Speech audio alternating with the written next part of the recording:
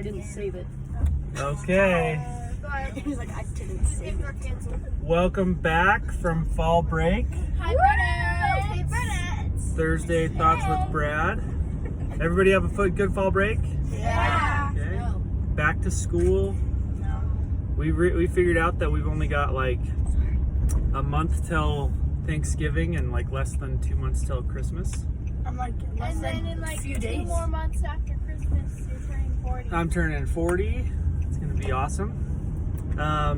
Thanks for the reminder, Lou. All right. So I want to tell you guys a story. This is a story about. It's a story about a girl that you guys don't know, and I made up her name so that just for fun. So we're gonna call her Jill. And Jill, I wrote down some notes about her. Jill kind of had kind of a rough life. She had some rough times in her life, and as she went through, Jill was like your age at the time, and she started to make a few more friends at school and started to be a bit more confident. And she decided, or she had heard that there was an open position in student council. So she put a lot of effort into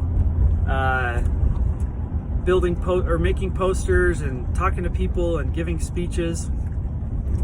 And when election day came around and they announced the results, she had lost, and she was devastated. She thought, I put in all this time, I put in all this work, and I lost. I still lost. So when she got home that day, she got home from school, she decided to call a friend. And when she was talking to this friend, her friend basically said, what did you expect? The other girl was prettier than you. She's more popular. Her parents have more money. And, you never really had a chance anyway.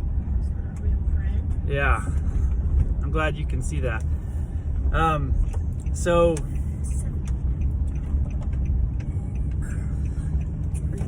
what if I told you the part about the friend was made up? Okay? Jill really didn't talk to a friend. Okay? Those are words that Jill said to herself after she lost the election. She told herself that she was not pretty enough or not popular enough. She told herself that maybe it was because of, how much money her family had, or that, she just never really had a chance in the first place. So in our Thursday Thoughts, we've talked a lot about being kind, right? So a little recap of a few things. We talked about my dog, who the only reason he lives in my house is because he's nice to me. He doesn't do anything else but other than be nice to me. We talked about being kind to people with autism and who have different abilities than we do.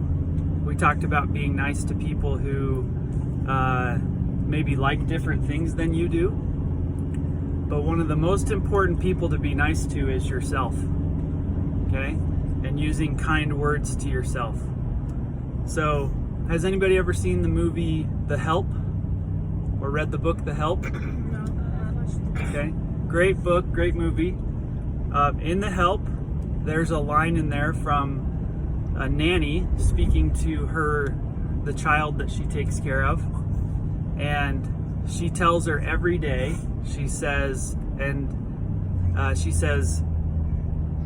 you is kind, you is smart, and you is important. Okay, that's in my best Southern accent.